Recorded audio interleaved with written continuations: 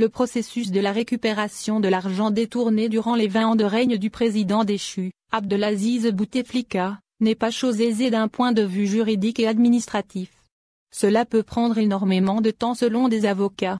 Ce constat, fait par plusieurs avocats, évoque les procédures judiciaires et administratives qui pourront prendre énormément de temps après la prononciation des verdicts concernant les anciens hauts responsables et hommes d'affaires impliqués. Les procès des anciens ministres, hauts responsables de l'État et hommes d'affaires de l'époque ont démontré que le préjudice causé à l'argent public est énorme. Des sommes astronomiques ont été révélées durant les audiences. Les verdicts prononcés, gel des comptes bancaires et la saisie de tous les biens des personnes impliquées, sont actuellement confrontés à des procédures juridiques et administratives qui pourront prendre jusqu'à 10 ans. Si ce n'est plus, selon ces spécialistes. C'est l'avis de l'avocat Amin Sidm, rapporté par le quotidien arabophone El Kabar, qui estime que les procédures de récupération de l'argent détourné sont fastidieuses et pourront prendre beaucoup de temps. Selon lui, les fonds et les biens qui se trouvent à l'intérieur du pays ne peuvent être récupérés qu'après la prononciation des jugements définitifs. Le véritable problème se pose, selon lui, en ce qui concerne les fonds et les biens acquis à l'étranger.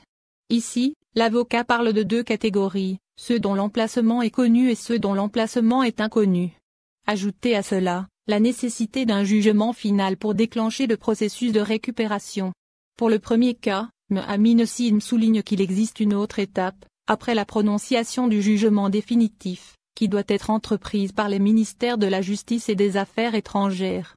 Il s'agit, selon lui, de procédures internationales dans le cadre de la coopération judiciaire, qui peuvent prendre beaucoup de temps. Concernant les fonds transférés dans des comptes inconnus, comptes uniquement numérotés offshore, l'avocat souligne la nécessité de déterminer d'abord leur emplacement. L'accusé peut, ajoute encore l'intervenant, s'opposer à la récupération des fonds en question, ce qui complique davantage la procédure, et la rend encore plus lente. À titre d'exemple, l'avocat a cité l'affaire de l'autoroute Est-Ouest, en cours de jugement. Après 10 ans, le verdict final n'a pas encore été prononcé définitivement, puisque la Cour suprême a annulé la décision du tribunal pénal, et les accusés seront de nouveau jugés lors de sessions pénales. Après 10 ans, aucun centime n'a été récupéré, précise le juriste.